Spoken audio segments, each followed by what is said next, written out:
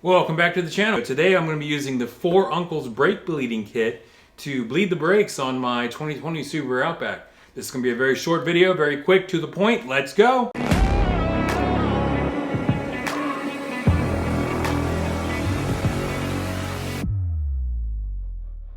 Good morning, happy Wednesday, welcome back to the channel. Today I'm going to be using, again, the FourUncles 2000cc max capacity brake bleeding kit on my 2020 Subaru Outback. I'm going to show you how to use this, set it up, and very quickly change the brake fluid. So we're going to get started with, I've already unboxed this, so box don't mean anything. You know, that's great, just knock the lights out. Anyways, so as you can see here, I have the whole car jacked up on these quick jacks. You don't need quick jacks. You can use a floor jack and 4 jack stands, or just a floor jack and a regular jack stand. You can do it one wheel at a time.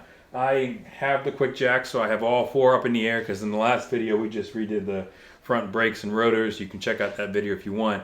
But you can do this one wheel at a time if you want.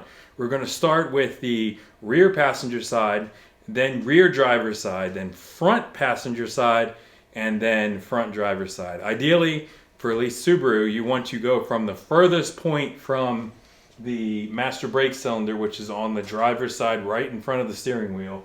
It's right there in the engine bay. You want to work from the furthest point and then work your way closer to it to flush out all the fluid, flush out all the air. But we're going to do it in an easy way. We're going to use the FourUncles kit. So let's get that set up and we'll get started. So first things first, you want to use this Reservoir. This comes with the kit. And .3 brake fluid. That's the recommended fluid. You can use Subaru OEM fluid. It's probably recommended. But right now I have just wherever from CarQuest. So first step is to fill up this reservoir with your brake fluid. This is what is going to keep your master cylinder tank from getting too low. This isn't a full tank, so pour some of that in. You can see it's a quarter filled. I'm going to get another one. So as you can see, I have it mostly filled up all the way. This is to make sure that that master brake cylinder tank does not run empty. You don't want it to run empty, because then you have to do a bleeding of the master brake cylinder, and that is a whole nother ball game that we don't want to get into. So fill this up. You can fill it up to whatever you have left over. We can put it back in the bottle afterwards. So don't worry about overfilling this. It's not going to go to waste. We'll just put it back. So this is basically a siphon, and it should, I think it's off. Yeah. Right now it's in the off position. It's horizontal to the camera and me, so it is not going to be filling up. So this is kind of like, you know, if you have like a rabbit or gerbil feeder, basically the same thing. As it consumes, it'll drip more out. So I'm going to put this in the master brake cylinder. Let's go over there and do that. And this is by far the less messy process to doing this versus filling it up and then going around filling it up again. This will make the least amount of mess, because this stuff is very highly corrosive. You don't want to get it on your paint. It will make bad things happen to your paint. So I took the cap off, and now I'm just working to get the filter out. I'm gonna need a random implement to help wedge this out. And honestly, my fluid is pretty clean, but it's about 80,000 miles right now, so there we go. I have the tool, I have the fluid. Do it ahead of time for once. Usually I'm doing this in a retroactive, it's trying to save the day method. So you just upturn this, and it comes with a locking screw. So you just want to line it up so the locking screw is sitting on the lip. So see, I have it here. It's tight enough. Then I can turn it on, and it's going to fill up the tank. There was not really anything, it wasn't really low or anything, so it's going to keep it filled. So when we use the other part of the FourUncles brake bleeder, it's not going to run dry. This will continually fill up the tank and keep new fluid flowing. So let's get the tank set up, or the mechanism set up, and then we'll start the bleed. It's really that easy. So I'm starting over here on the rear passenger side. This is the main unit of the FourUncles brake bleeder. It's basically a tank. This is your input for actually bleeding the brakes. And then this is the input right here for an air compressor. So you see, I have it's not really one of those little pancake air compressors. It's a little bit bigger, it's a DeWalt, but you can use any air compressor. All you need is a little bit of vacuum to apply to, or a little bit of pressure that comes in here, and it applies a vacuum into the the intake there, or in the intake here. This is what's going to apply a constant suction to the brake bleeder here. So over here on the back of the brake bleeder is a little rubber cap, and you can just take it off and put it aside. And then it comes with a lot of options. This is the one that usually fits. There's usually one that fits most vehicles. It's a little rubber cap here, and then you can attach the hose and this other piece of brass metal that clicks into this input over here. And then this will slide on. All right, I'm gonna be honest.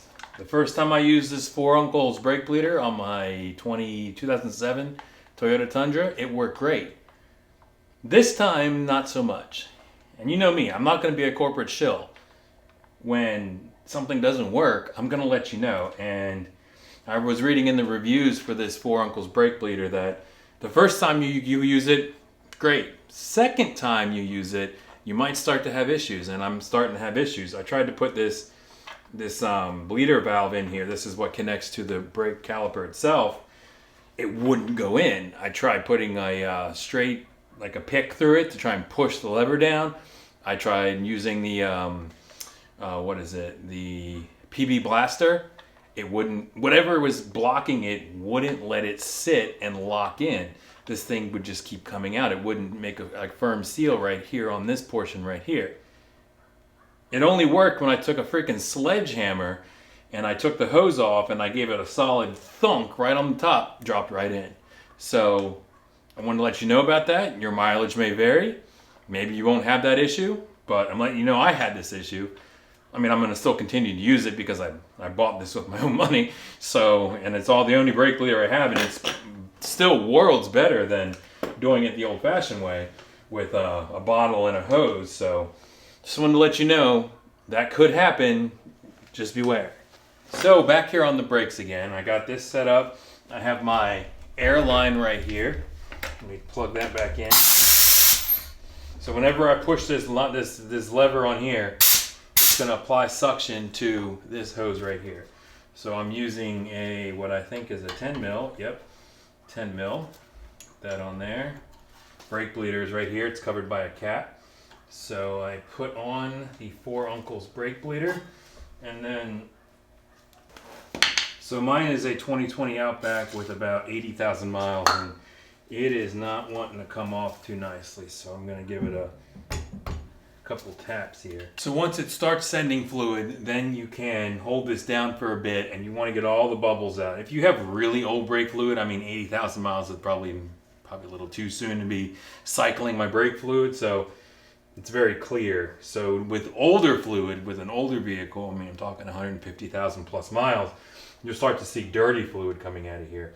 And then you're waiting for the fluid to start showing clean, meaning it's getting fluid from the reservoir, the new reservoir that we put on there. So this has been mainly clean. It had a few bubbles in the initial couple pumps, but that might have been due to the nut I was loosening on there. So I bled it out, got some clear fluid coming out, no bubbles, and then without taking this off, I just tightened it up with the 10 mil wrench.